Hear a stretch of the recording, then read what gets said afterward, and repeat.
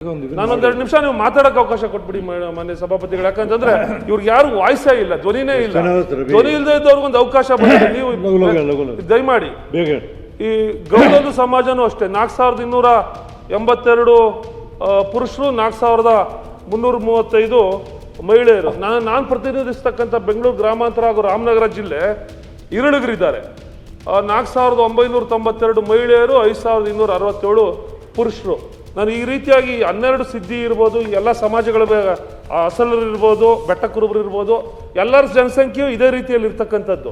ಅದರಲ್ಲಿ ನಾವು ಕ್ಷೀಣಿಸ್ತಾ ಇರ್ತಕ್ಕಂಥದ್ದು. ಜನಸಂಖ್ಯೆ ಬೇರೆ ಕಡೆ ಎಲ್ಲ ಏರ್ತಾ ಇದ್ರೆ ಈ ಸಮಾಜದ ಜನಸಂಖ್ಯೆ ಕ್ಷೀಣಿಸ್ತಾ ಇದೆ ದಿನೇ ದಿನೇ ದಿನೇ. ಇವರು ಹಲವಾರು ಕಾಯಿಲೆಗಳಿಗೆ, ಪೌಷ್ಟಿಕ ಆಹಾರಾಂಶಗಳ ಕೊರತೆಯಿಂದ, ಇನ್ನಿತರ ವಿಶೇಷ ಕಾರಣಾಂತರಗಳಿಂದ ಈ ಸಮಾಜದ ಜನಸಂಖ್ಯೆ ನಮ್ಮ ಮುಂದೆನೇ ನಾವು ಯಾವುದೋ ಪ್ರಾಣಿ ವನ್ಯಜೀವಿಗಳು ಕ್ಷೀಣಿಸ್ತಾ ಇದೆ ಅಂತೇಳಿ ಅವಕ್ಕೆ ಆದ್ಯತೆಯ ರೂಪದಲ್ಲಿ ನಾವು ವಿಶೇಷವಾದಂಥ ಕಾರ್ಯಕ್ರಮಗಳನ್ನು ಹಮ್ಮಿಕೊಂಡು ಅವ್ರ ಜನಸಂಖ್ಯೆಯನ್ನು ಹೆಚ್ಚಿಸಲಿಕ್ಕೆ ನಾವು ನಾಗರಿಕ ಸಮಾಜವಾಗಿ ನಾವು ಕೆಲಸವನ್ನು ಮಾಡ್ತೀವಿ.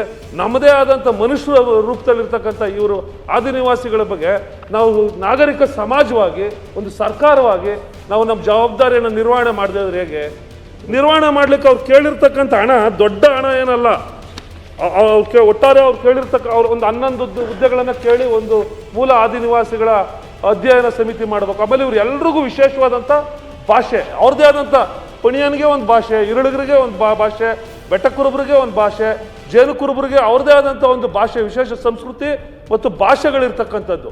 ಇವೆಲ್ಲವೂ ಕುಸಿತಾ ಇರ್ತಕ್ಕಂಥ ಸಂದರ್ಭದಲ್ಲಿ ಇದಕ್ಕೆ ಅಧ್ಯಯನ ಮಾಡಬೇಕು ಅಂತೇಳಿ ಕೇಳಿರ್ತಕ್ಕಂಥದ್ದು. ಒಟ್ಟಾರೆ ಅವರು ಕೇಳಿರ್ತಕ್ಕಂಥ ಬಡ್ಜೆಟೇ ಒಂದು 3 ಕೋಟಿ ರೂಪಾಯಿ ಆಗ್ಬೋದಿಲ್ಲ ಅಷ್ಟೇ.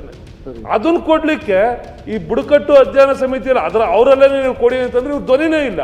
ಆಮೇಲೆ ಇನ್ನೂ ಒಂದು ವಿಶೇಷ, ಈಗ ಮೊನ್ನೆ ನಾವು ಮಾತಾಡ್ತಾ ಇದ್ರು, ಐವನ್ ಡಿಸೋಜ ಅವರು ಒಂದು ಅಭಿನಂದನೆ ತಮ್ಮ ಮುಖೇನ ಸಲ್ಲಿಸಲಿಕ್ಕೆ ಇರುಳುಗರಿಗೆ ಒಂದು ಮೊದಲನೇ ಡಾಕ್ಟ್ರು ಪದವಿಯನ್ನು ಪಡೆದಿದ್ದಾರೆ, ಅವ್ರಿಗೆ ಅಭಿನಂದನೆ ಸಲ್ಲಿಸಬೇಕು ಅಂತೇಳಿ ಈ ಸದನ ನಿರ್ಣಯ ಕೂಡ ಕೈಗೊಳ್ತು. ಅವ್ರಿಗೆ ಎಲ್ಲಿ ಉದ್ಯೋಗ, ನಾವು ಎಲ್ಲಿ ಉದ್ಯೋಗ ತಗೋಬೇಕು, ಯಾರು ನಮ್ಗೆ ಉದ್ಯೋಗ ಕೊಡ್ತಾರೆ? ಅವ್ರು ಹೇಳೋದು ಮಾತಾಡಕ್ಕೆ ಅವಕಾಶ ಮಾಡಿ ನೋಡಿ.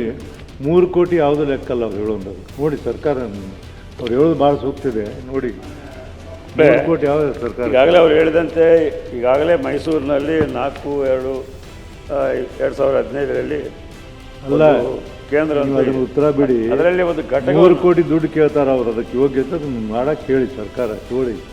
ಆಯ್ತು ಸರ್, ಈಗ ಅವ್ರು ಹೇಳಿರ್ತಕ್ಕಂಥ ವಿಷಯಗಳು ಹೇಳಿ.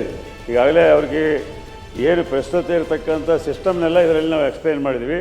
ಅವ್ರು ಹೇಳಿರುವಂಥ ರೀತಿಯಲ್ಲಿ ಅವರು 13 ಮೂಲ ಜಾತಿಯ ಆದಿವಾಸಿ